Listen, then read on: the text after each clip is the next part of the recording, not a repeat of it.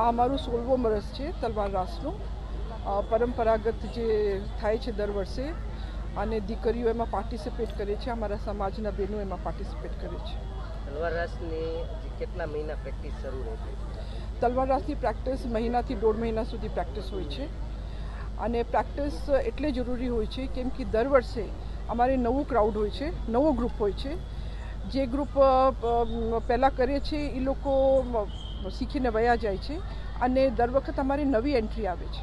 આ વખતે તલવાર રાસની કૃતિમાં શું નવું છે? ગયા વખતે જેમ આપણા બહેનો હોંડા ઉપર એટલે દાદીમાને જી હવે જેમ કે 16 વર્ષથી અમે આ જ કાર્યક્રમ કરી છીએ તો દીકરીઓ અને બહેનોનું જ પણ આગળથી કહેવાનું હોય છે કે અમે કંઈક નવું કરવા માંગીએ છીએ.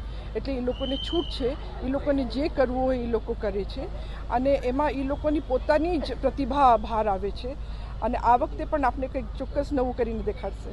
કેટલા દીકરીઓ આપણા આમાં પાર્ટિસિપેટ કરે છે? જી આમાં 150 જેટલા દીકરીઓ છે જે ભાગ લેવાના છે. અને આ પરંપરાને અવિરત તમે શરૂ રાખી છે, શું કહેવું છે? લોકો વધુ ને વધુ જોડાય છે આપણે? જી, પરંપરા તો આ આપણી બહુ જૂની છે. સનાતન સંસ્કૃતિમાં શાસ્ત્રની બહુ મહત્વપૂર્ણ ભૂમિકા છે અને ખાસ કરીને અમારા સમાજ માટે શાસ્ત્ર એક બહુ મહત્વપૂર્ણ વસ્તુ છે. એની જે કલા પહેલાં જે હતી, પહેલાં યુદ્ધમાં કામ આવતી, હવે યુદ્ધ તો નથી પણ આ યુગમાં પ્રમાણે આ પરંપરા લુપ્ત ના થાય એના માટે અમારું ભગની સેવા ફાઉન્ડેશન આ કાર્ય કરે છે. અને એમાં પણ આપ જોશો કે પહેલાં પૃથ્વીરાજ ચૌહાણ, મહારાણા પ્રતાપ જેવા યોદ્ધાઓ બધાય એ લોકો મા ભગવતીની આરાધના કરીને શસ્ત્ર હાથમાં ઉઠાવતા. એટલે અમે પણ એ જ આપણી સનાતન સંસ્કૃતિનું જે આધાર છે કે આપણે માતાનું આવાહન કરી, આપણે માતાને ઇન્વોકેશન કરી, માતાને આપણે બોલાવીને એને સ્થાપના કરી અને પછી એનાથી આપણને જે शक्ति प्राप्त થાય उस शक्ति के द्वारा जो वो शक्ति संचार होती है, खास करके ये 9 दुर्गा के 9 दिनों में उसका पूरा उपयोग करके बहनें कुछ आगे समाज के लिए कुछ कर सकें. જી, ભગીની સેવા ફાઉન્ડેશન આજે બીજા નોરતે જે પ્રાચીન ગરબા છે એ રજૂ કર્યા છે, જેમાં વિશેષ પ્રાચીન રાસ એટલે કે તાલી રાસ, દાંડિયા રાસ, ગરબા રાસ જેવા રાસ રજૂ કર્યા છે. અને સાથે ખાસ તો કે ભગીની સેવા ફાઉન્ડેશન જેના માટે પ્રચલિત છે એવા તલવાર રાસ, અને એ જ તલવાર રાસમાં જે અમે દર વર્ષ કંઈક ને કંઈક જે ઉમેરતા જઈએ છીએ.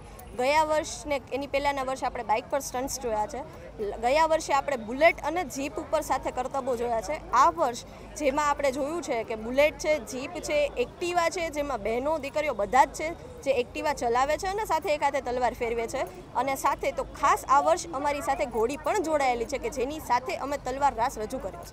હું પહેલાં 4 વર્ષથી આરડી ઝાલા રાઇડિંગ ક્લબમાં માઉન્ટેડ પોલીસ સાથે પ્રેક્ટિસ માટે જતી, તો ત્યાં જ મને ટ્રેનિંગ મળી છે હોર્સ રાઇડિંગની. તેમાં મેં 2-3 દિવસની પ્રેક્ટિસ લીધી હતી એન્ડ હોર્સ સાથે ઓબ્વિયસલી થોડી લાઈક બોન્ડિંગ એન્ડ ઓલ. સો તલવાર રાસ હું ઘણા વર્ષથી ભગીની ક્લબમાં મેમ્બર હતી તો મને આવડતું હતું. સો બંનેને કમ્બાઈન કરીને હોર્સ સાથે એકચ્યુઅલી હોર્સનું બિહેવિયર એકવાર ખબર પડી જાય પછી બહુ ડિફિકલ્ટી નથી. મારા માટે બંને ઇઝી જ છે, લાઈક બે એક જેવું જ છે બિકોઝ યર્સની પ્રેક્ટિસ છે. તો